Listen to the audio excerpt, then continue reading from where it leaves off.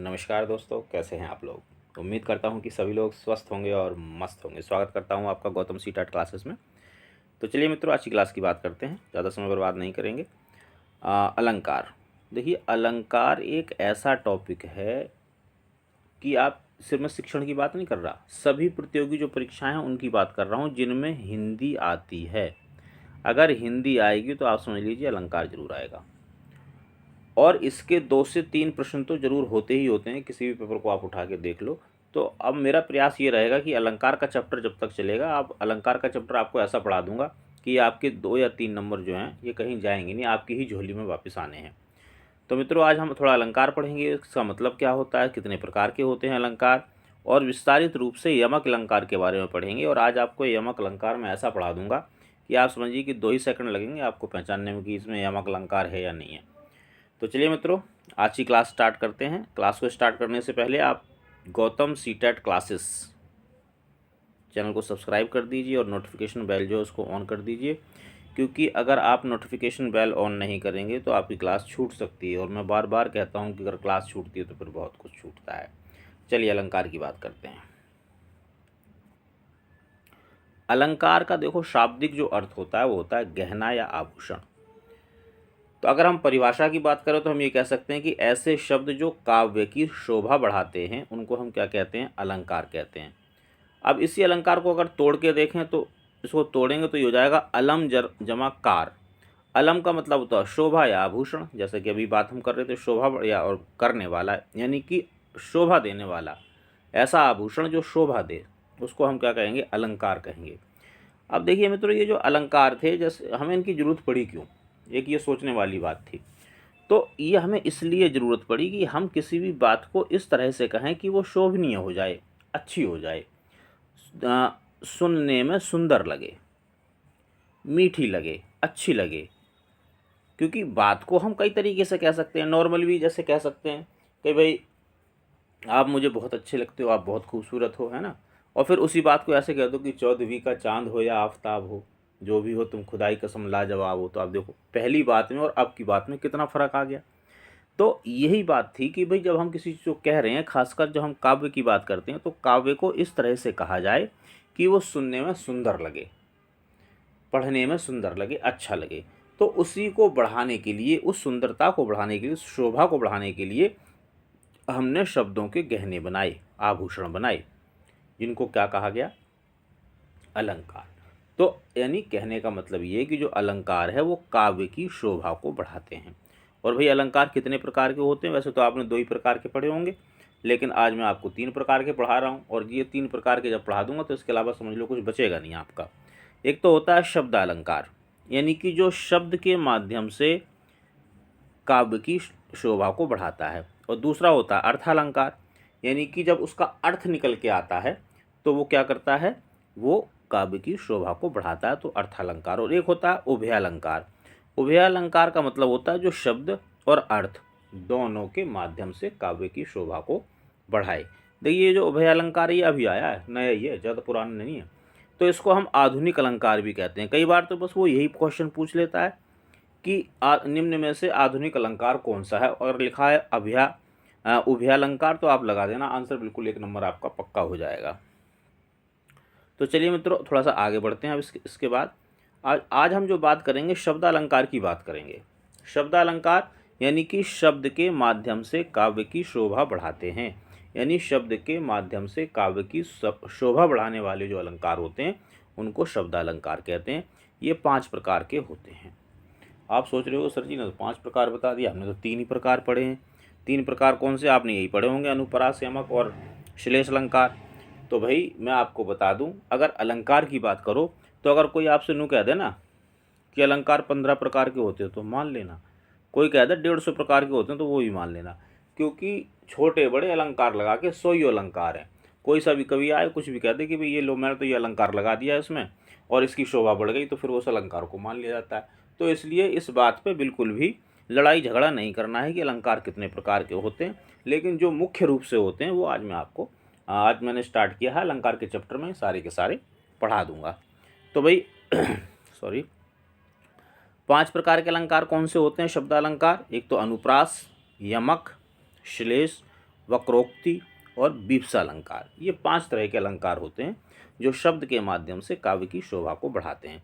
तो आज भाई हम यमक अलंकार को विस्तार में डिस्कस करेंगे। वैसे तो अनुप्रास भी कर सकते थे, लेकिन क्या है कि अनुप्रास के 5 पार्ट हैं, ठीक है ना। अब आज मैंने आपको ये भी बता दिया कि भाई अलंकार क्या होते हैं, उसका मतलब क्या होता है, उसके प्रकार कितने होते हैं, तो उसमें भी समय गया है हमारा।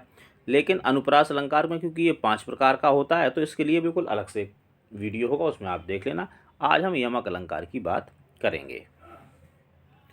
यमक अलंकार, जब कोई शब्द 2 बार आए या 2 से अधिक बार आए और प्रत्येक बार उसका अर्थ अलग अलग हो तो यमक अलंकार है। यमक अलंकार यानी कि अलग अलंकार, इसको ऐसे याद कर सकते हैं। यमक अलंकार को अलग अलंकार के नाम से भी याद कर सकते हैं, यानी कि 2 बार शब्द आएगा और दोनों बार उस शब्द का अर्थ जो है अलग अलग होगा, तो अलग अलंकार हो गया। ये यमक अलग, ऐसे याद कर लो इसको। अब हम इसके उदाहरण देख लेते हैं, क्योंकि चीज़ें जो है उदाहरण से ही समझ में आती हैं, वैसे समझ में आती नहीं है। देखो ये तो बहुत ही फेमस है कि कनक कनकते 100 गुनी मादकता अधिकाय, या खाए बोराए जग बा पाए बोराए। अब देखो कनक कनकते 100 गुनी मादकता अधिकाय। अब यहाँ पे जो कनक शब्द है ये 2 बार आ रहा है, तो शब्द तो एक ही है लेकिन इसके अर्थ 2 हैं। अभी बताया था ना कैसे होगा यमक अलंकार। यमक अलंकार यानी कि अलग अलंकार, अलग अलंकार है यानी अर्थ इसके कैसे होंगे, अलग अलग अर्थ होंगे। तो अब ये देखें क्या, कनक कनकते 100 गुनी मादकता अधिकाय, या खाए बोराए जग, यानी एक को तो खाने से जो जग है यानी कि जो इंसान है वो बोरा जाता है, पागल हो जाता है, और एक को पाए यानी पाकर बोरा जाता है यानी कि पागल हो जाता है। अब एक चीज़ को तो देखो भाई खा के बोरा रहा आदमी, एक को पाके, तो इसका मतलब ये दोनों चीज़ें एक तो नहीं हो सकती। एक को खाएगा और एक को पाएगा, दोनों अलग अलग चीज़ें हैं। तो इसका मतलब जो ये कनक है शब्द, ये शब्द तो एक ही है लेकिन इसके अर्थ अलग अलग हैं। अर्थ समझ लो। अब यह खाए बोरा है, खाए क्या, कनक, कनक का मतलब यहाँ है धतूरा। धतूरे को अगर आदमी खा ले, क्योंकि नशीली चीज़ होती है, खा मत लेना भाई, धतूरा जो है नशीली चीज़ होती है, तो इसको खाने से क्या होगा, आदमी बोरा जाएगा यानी कि पागल हो जाएगा। और एक पाने से, पाने कनक का यहाँ मतलब है सोना, यानी सोना अगर आदमी पा जाए तो वही बावला हो जाए भाई, सोना मिल गया तो मैं अमीर आदमी हो गया, किसी को कुछ समझता ही नहीं है, बिल्कुल पागल होकर डोलेगा, है ना। तो यहाँ पे कनक और कनक दोनों का अर्थ जो है अलग अलग है, इसलिए यहाँ पे क्या है, यहाँ यमक अलंकार है। और देख लेते हैं थोड़ा सा उदाहरण इसके। गुल कर दिया दिया को दोनों आंखें मीची। अब देखो यहाँ पे लिखा है दिया और यहाँ भी दिया लिखा हुआ, एक ही शब्द है लेकिन इनके अर्थ क्या हैं, इनके अर्थ 2 हैं। समझ लो, गुल कर दिया दिया को दोनों आंखें मीच। गुल कर दिया, गुल मतलब गायब कर दिया, हटा दिया, गुल कर दिया दिया। अब यहाँ तो है कर दिया मतलब गुल कर दिया यानी गायब कर दिया, तो यहाँ का तो एक ये वर्ब के रूप में इसका यूज हो रहा है। और इस दिए का मतलब क्या है, इस दिए का मतलब दीपक, यानी गुल कर दिया दिया को दोनों आंखें मीच, तो दोनों का अर्थ अलग अलग हो गए।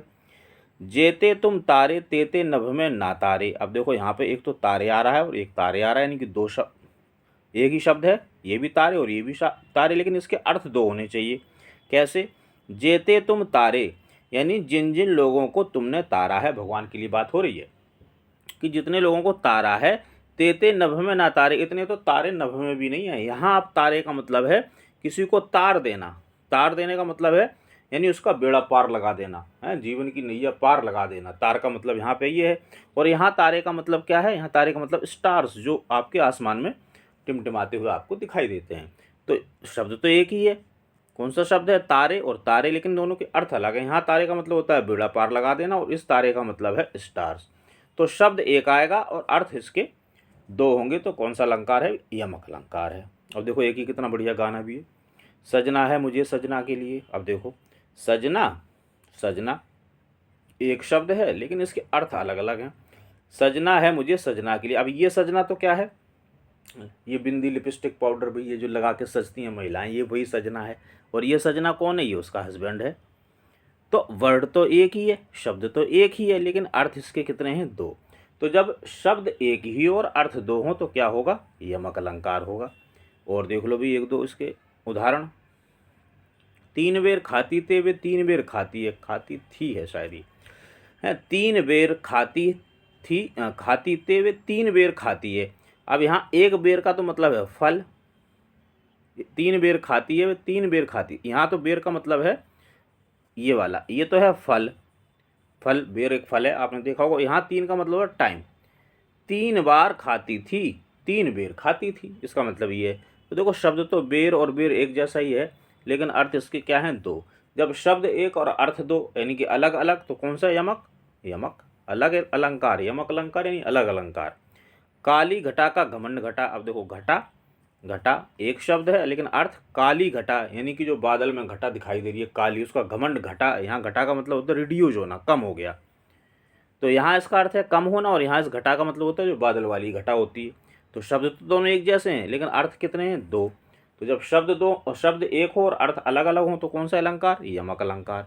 एक और देख लो भाई उदाहरण, माला फेरत जुग भया फिरा ना मन का फेर, कर का मन का डार दे मन का फेर। अब देखो ये मन का शब्द आ रहा है बार बार, है दो है, दो से ज़्यादा बार भी आ सकता है, तो कई बार आ रहा है और लेकिन शब्द एक ही है पर अर्थ इसके अलग अलग हैं।